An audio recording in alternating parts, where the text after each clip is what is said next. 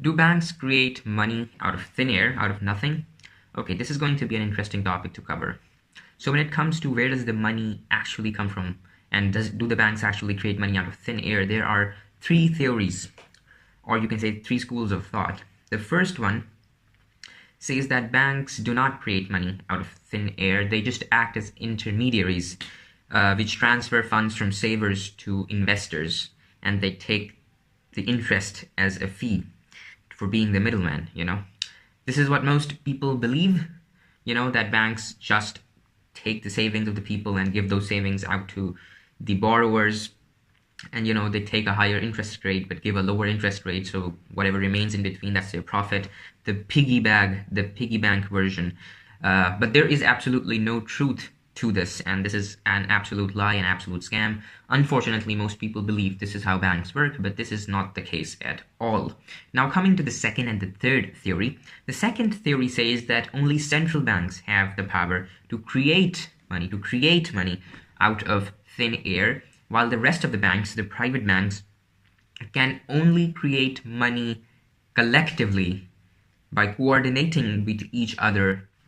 So the second theory, let me just sum it up again, says only central banks can create money out of thin air, while the rest of the private banks do create money out of thin air, but not individually. Like an individual bank do not have the power or the capability to single-handedly create money out of thin air. Rather, when all the public banks coordinate with each other and work in a society, then when they're operating on the fractional reserve lending basis, then they only collectively create money. This is the second and the most widely accepted theory, and that's what we're going to talk about mostly in this video.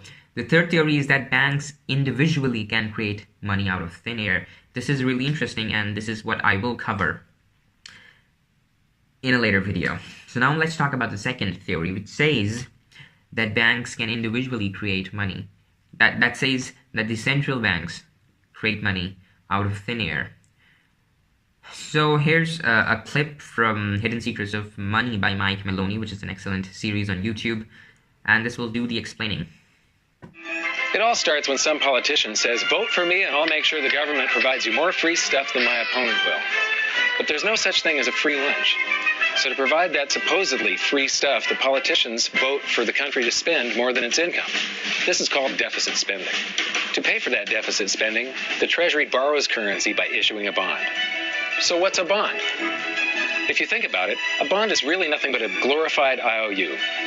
It's a pretty piece of paper with numbers printed on it that says, loan me $1 trillion today, and I promise over a 10-year period I'm going to pay you back that $1 trillion plus interest. But what you need to understand is that Treasury bonds are our national debt. These glorified IOUs are to be paid back by you and I and our descendants through future taxation. Therefore, when the government issues a bond, it steals prosperity out of the future so that it can spend it today. The Treasury then holds a bond auction, and the world's largest banks show up and compete to buy part of our national debt and make a profit on it by earning interest. You'll notice that as we move through this process, the big banks are there, taking a cut every step of the way. This isn't by chance, as you'll see shortly. Then, through a shell game called open market operations, the banks get to sell some of those bonds to the Federal Reserve at a profit. To pay for the bonds, the Federal Reserve opens up its big old checkbook and writes bad, bogus, counterfeit checks that should bounce because they're drawn on an account that always has a zero balance. There isn't one penny in there. To quote from the Boston Federal Reserve, when you or I write a check, there must be sufficient funds in our account to cover that check. But when the Federal Reserve writes a check, there is no bank deposit on which that check is drawn. When the Federal Reserve writes a check, it is creating money. The Fed then hands those checks to the banks, and at this point, currency springs into existence. The banks then take that currency and buy more bonds at the next Treasury auction. But what is a check? A check is also an IOU. When you write a check, you're making a note that says, here's my IOU for cash. All you have to do is go to the bank and pick it up. Now, it's very, very important that you understand this process because we're going to come back later and show you the devastating effect this has on you. The Treasury issues IOUs, bonds. The banks then buy those IOUs with currency.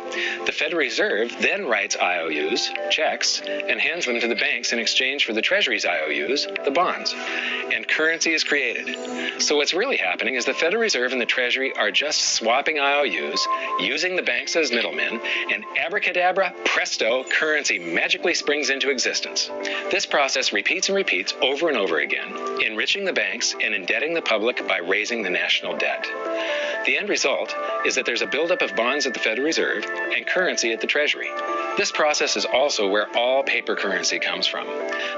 And here's Professor Michael K. Salemi from the Great Courses Plus, summing it all up. Why the Federal Reserve is frequently referred to as the banker's bank, because banks are their customers. It buys U.S. Treasury securities on the open market from Treasury security dealers, and that purchase increases the supply of federal funds. But how?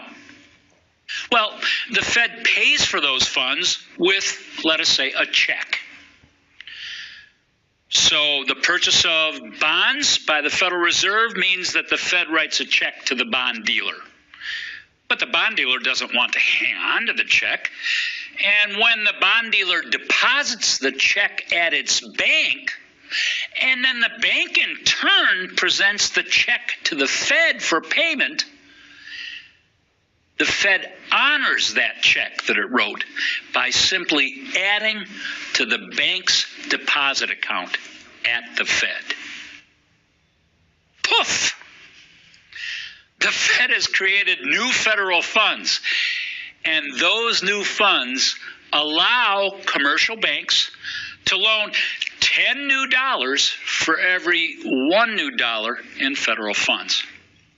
So as you saw, central banks simply create money out of thin air. So how are they actually able to pull this off? How are they able to get away with this?